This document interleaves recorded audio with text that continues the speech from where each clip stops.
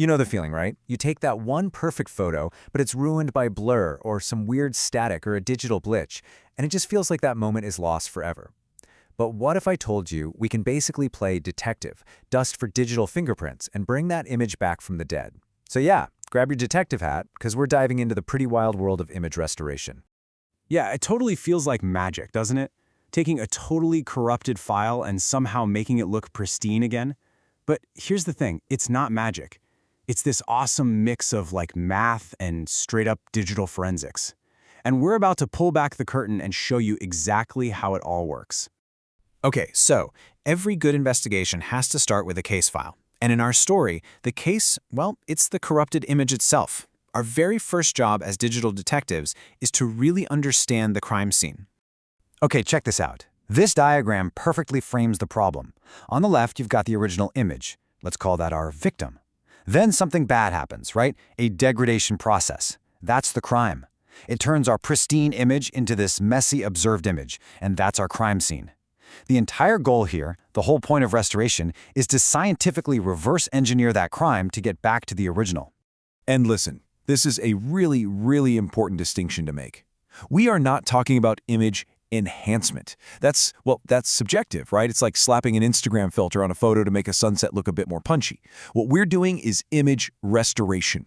This is an objective, scientific process. We're trying to build a mathematical model of exactly what went wrong and then undo it. It's forensics, not art. Big difference. Right. So to solve this case, we need to know who, or, what we're actually up against. It's time to identify the culprits, the things that are actually damaging our image. And here they are, our lineup of the usual suspects. First up, you've got additive noise. Just think of this as random static that gets layered on top of your image, kind of like the thermal noise a camera sensor might pick up.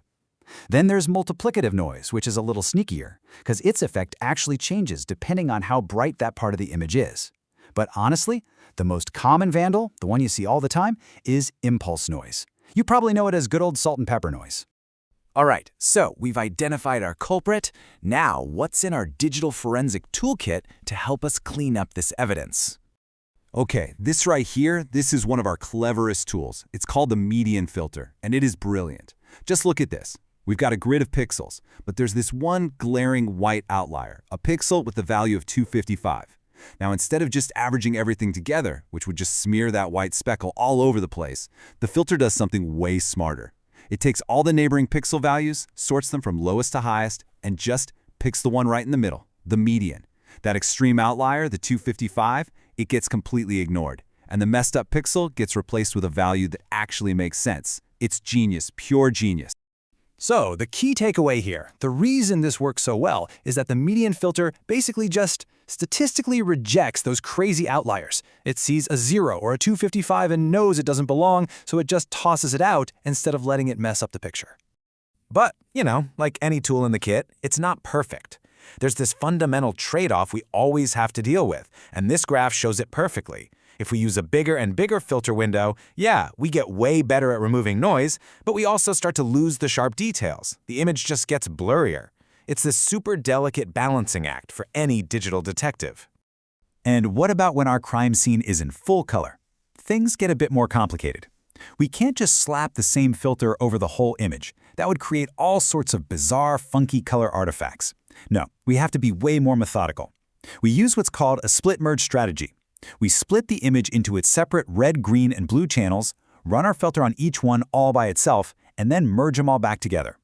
That's how we preserve the final image's color integrity. So, let's do a quick recap of our main tools. You've got your basic average filter, which, yeah, it smooths noise, but it really blurs the edges. Then you have our star player, the median filter. It's amazing because it preserves those sharp edges and is just perfect for that salt and pepper noise. And then there's this kind of hybrid, the trimmed average filter, which is a nice compromise when you're dealing with a mix of different noise types.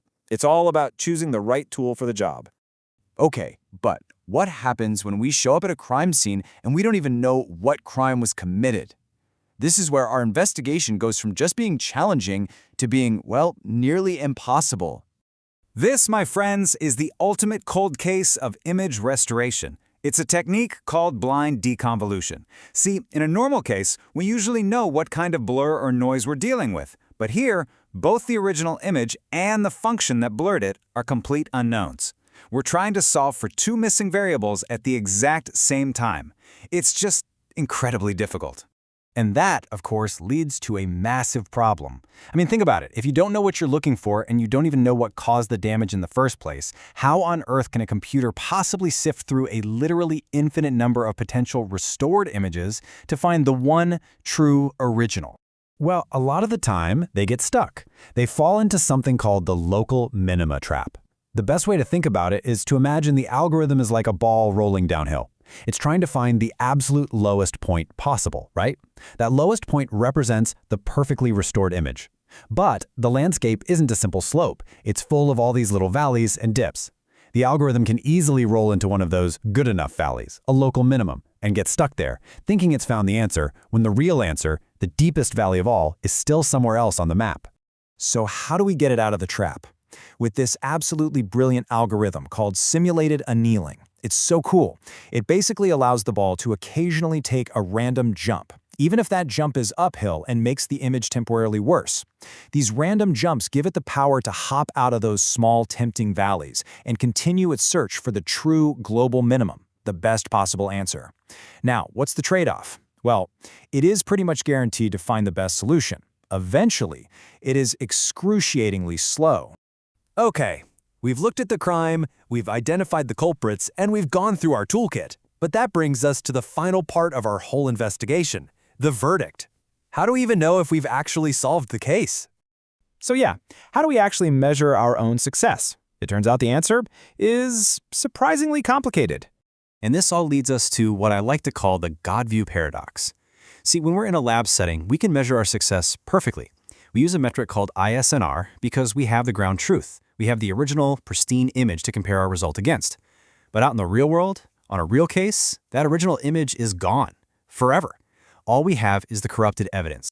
Which leaves us with this final fascinating question to chew on.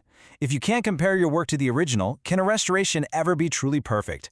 Or is it always just our best, most educated guess? It's a question that sits right on the edge of mathematics and philosophy. Thanks for digging into it with me.